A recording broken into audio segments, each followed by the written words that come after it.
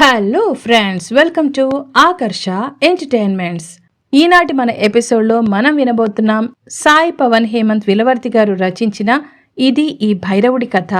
ఈ story last 7th part వరకు చెప్పుకున్నాము. అప్పుడు వరకు ఏమైంది అంటే భైరవుణ్ణి పట్టించడానికి ఒక పూజారి సహాయం కోరదామని ప్రతి ఒక్కరూ అంటారు.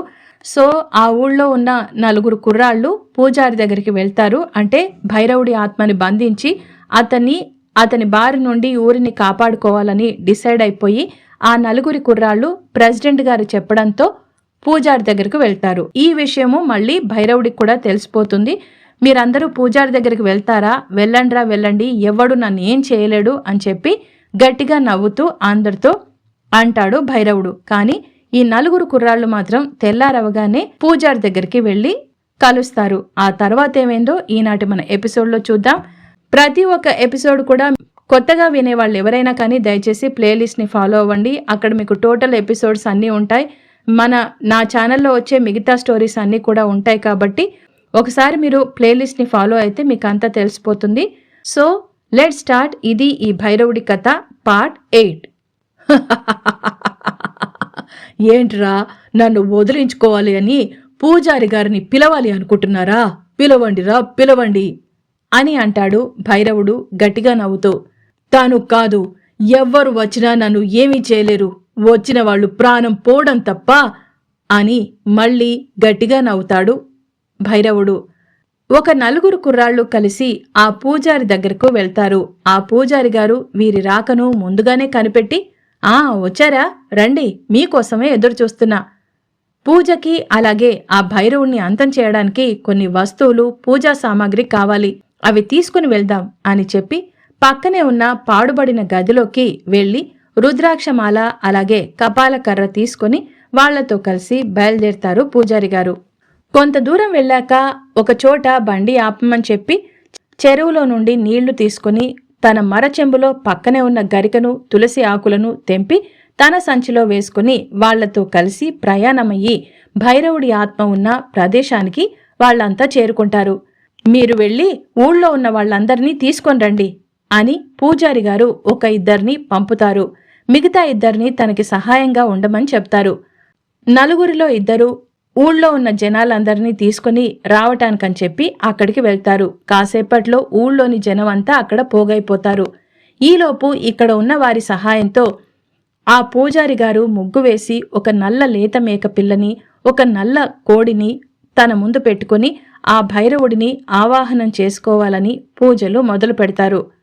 ఏవో మంత్రాలు అవి చదువుతూ భైరవుడు ఫోటో తన ముందు ఉన్న దిష్టిబొమ్మ మీద పెట్టి మంత్రాలింకా గట్టిగా చదవటం ప్రారంభించారు. ఉన్నట్టుండి ఆ ప్రదేశం అంతా మొత్తం నల్లగా మబ్బులమయమైపోయింది. విపరీతమైన గాలి, ఉరుములు, మెరుపులు వస్తున్నాయి. వింత వింత శబ్దాలు, అరుపులు, కేకలు వినిపిస్తున్నాయి. అవి వింటూ అక్కడ ఉన్న జనాలందరూ భయంతో ఒకరి చేతిలోకరు పట్టుకుని జరిగేదంతా చూస్తూ ఉన్నారు. ఇంతలో ఒక సుడిగాలిలాగా వచ్చి అక్కడ ఉన్న నల్ల కోడి గాల్లోకి లేచింది. అందరూ చూస్తూ ఉండగానే దాని మెడ విరిగి రక్తం కింద పడుతూ ఉంది. కాని అది నేల మీద పట్టం లేదు, గాలిలోనే మాయమవుతుంది. ఎవరికీ ఏమీ అర్థం కావడం లేదు. ఆ కోడిలో ఉన్న రక్తం మొత్తం అయిపోయి ఎముకలు కూడా మిగలకుండా ఈకలు మాత్రం అలా గాలిలో కలిసిపోయాయి. ఇప్పుడు పక్కనే ఉన్న నల్ల మేకపిల్ల వంతు వచ్చింది. అది గాలిలోకి లేచి గిరగిరామని ఆ పూజ జరిగే ప్రదేశం మొత్తం చుట్టి వచ్చి భైరవుడి ఫోటో దగ్గరకొచ్చి ఆగి ఆ మేక మెడ తెగిపోయి రక్తం పడుతూ ఉంటే దానిలో నుండి భైరవుడి ఒక్కొక్క ఆకారం అక్కడ ఉన్న జనాలకి కనిపిస్తూ ఉంటుంది. అలా అక్కడ మొత్తం రక్తం పడేసరికి భైరవుడి వికృత రూపంతో పాటుగా దానికి తోడైన ఈ రక్తం వల్ల ఇంకా భయంకరంగా కనిపిస్తాడు భైరవుడు. తనని అలా చూసి అందరూ భయపడిపోతారు. కొంతమంది కళ్ళు తిరిగి పడిపోతే మరికొంతమంది భయంతో పారిపోవాలని చూస్తారు. కాని పూజారి గారు ఎవరిని కదలొద్దు అని చెప్పి తనతో ఉన్న 4 కుర్రాళ్లకు కొన్ని ధాన్యం గింజలు అలాగే తనతో తీసుకొనొచ్చిన గరిక, చెరువులోని నీళ్లు అక్కడ ఉన్న జనాలందరి చుట్టూ రక్షణ రేఖలాగా గీయమని చెప్పి పూజారి మళ్లీ మంత్రాలు చదవటం మొదలు పెడతాడు. ఈ కుర్రాళ్ళు పూజారి గారు చెప్పినట్టుగా చేసి వచ్చి మళ్లీ పూజారి గారి పక్కన నిలబడ్డారు.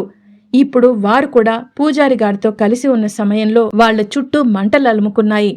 కాని నలుగురు కుర్రాళ్ళు అలాగే పూజారి గారు అక్కడి నుండి కదల్లేదు. పూజారి గారు మంత్రాలు ఇంకా వేగంగా చెప్తున్నారు. గాలి బాగా వీస్తోంది. వారి చుట్టూ ఉన్న మంటలు ఇంకా ఎక్కువైపోయాయి. అప్పుడు పగలబడి నవ్వుతూ గట్టిగా అరుస్తూ గాలిలో భైరవుడి తల రావటం చూసి అందరూ భయంతో వణికిపోతారు. అలా ఆ తల వచ్చి భైరవుడి దేహానికి సెట్ అయిపోయి ఒక్కసారిగా భైరవుడు కళ్ళు తెరిచాడు. అవి ఎర్రగా అగ్ని గోళాల్లాగా కనిపిస్తున్నాయి.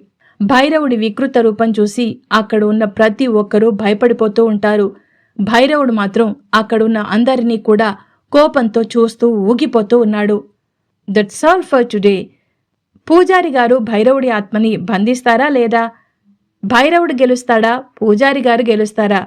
ఈ విషయాలన్నీ తెలుసుకోవాలంటే సాయి పవన్ హేమంత్ విలవర్తి గారు రచించిన ఈ భైరవుడి కథ నెక్స్ట్ పార్ట్ వినాల్సిందే. ఈ స్టోరీ గనక మీకు నచ్చినట్లయితే లైక్ చేయండి, షేర్ చేయండి. అలాగే మీ వాల్యుబుల్ కామెంట్స్ని యూట్యూబ్ కామెంట్ బాక్స్ ద్వారా తప్పకుండా నాకు తెలియజేయండి. And please to subscribe Akarsha entertainments.